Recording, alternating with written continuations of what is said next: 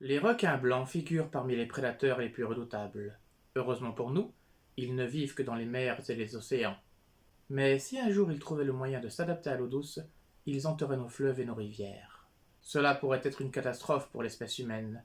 C'est ce que l'on va voir ici. Bonjour à tous, ici c'est Lozaru, j'espère que vous allez bien. Bienvenue à la caverne. Aujourd'hui on se retrouve pour parler d'un film d'attaque animale intitulé Sous la Seine.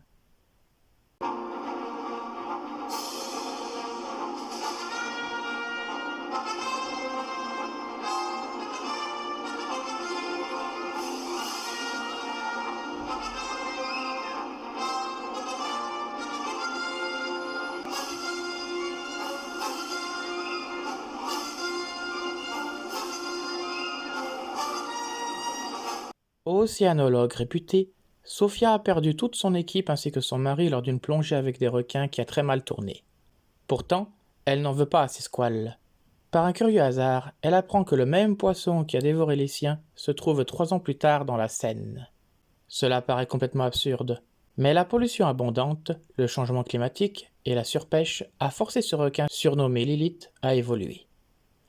Contraint d'aller chercher sa nourriture toujours plus loin, il s'est installé en Île-de-France qui possède un écosystème parfait pour lui. Capable de survivre désormais dans les eaux fluviales, il se révèle imprévisible et très dangereux. Bien entendu, personne ne croit cette histoire au début. Les hommes de la brigade fluviale se montrent sceptiques et doivent se payer une belle frayeur dans l'eau avant d'approuver de tels dires. Quant à la maire de Paris, c'est encore pire. Une fois avertie, elle refuse de prendre le problème au sérieux, de fermer les écluses et d'interdire la navigation sur la Seine. Il faut dire que son éminent triathlon, sorte de préliminaire aux Jeux Olympiques, est plus important à ses yeux que la sécurité de ses concitoyens.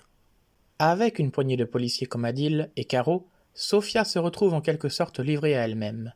Mais ce n'est pas tout. Elle doit également gérer une association luttant pour la préservation des espèces marines. Menée par une jeune fille appelée Mika, ce groupe d'activistes écologiques est persuadé qu'il peut protéger Lilith et la reconduire saine et sauve en pleine mer. Il est loin du compte.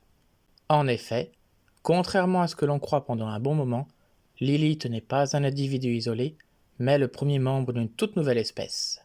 Cerise sur le gâteau, celle-ci se reproduit par parthénogénèse, c'est-à-dire sans la fécondation des mâles. On découvre ainsi qu'il existe en réalité des centaines de requins sous la Seine et qu'ils ont en quelque sorte élu domicile dans les catacombes inondées. Ça craint de plus en plus. Réalisé en 2024 par Xavier Jans, Sous la Seine est un film résolument moderne. Il arrive à présenter les bons, mais aussi les mauvais côtés des écologistes, ce qui n'est pas fréquent. Plein de bonnes intentions, ces gens se montrent parfois trop bornés et leur entêtement risque de coûter cher. Vouloir sauver un requin, c'est bien. Mettre la vie de nombreuses personnes en danger, c'est mal. Mais c'est surtout le milieu politique qui est épinglé.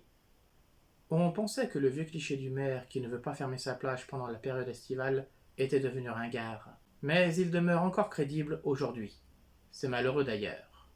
La maire de Paris, qui semble être un croisement entre Anne Hidalgo et Valérie Pécresse, est omnubilée par le prestige des prochains JO et à ce qu'ils peuvent amener à sa carrière. Le reste, elle ne veut quasiment pas en entendre parler. C'est sidérant et terriblement affligeant. Passons au requin. Conçu en numérique, il se révèle sournois. Moins vorace que dans la plupart des films de ce genre, il préfère tourner longtemps autour de la victime plutôt que de mordre sur tout ce qui bouge. Toutefois, dès qu'ils détectent une goutte de sang, ils peuvent fondre à plusieurs sur leur proie et la déchiqueter en quelques secondes. Avec ses 6 mètres de long environ, Lilith est un poisson évidemment très impressionnant. Son nom n'a d'ailleurs pas été choisi au hasard, puisque d'après certains récits, Lilith serait la première femme d'Adam avant Ève et une source du mal. C'est bien trouvé, puisqu'elle est la mère d'une véritable horde.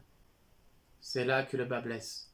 Alors qu'il possède un speech au départ très bien, Sous la Seine plonge dans la démesure et se fait dévorer par ses propres ambitions. On a en effet affaire à beaucoup trop de requins pour que personne ne se soit rendu compte de quelque chose auparavant.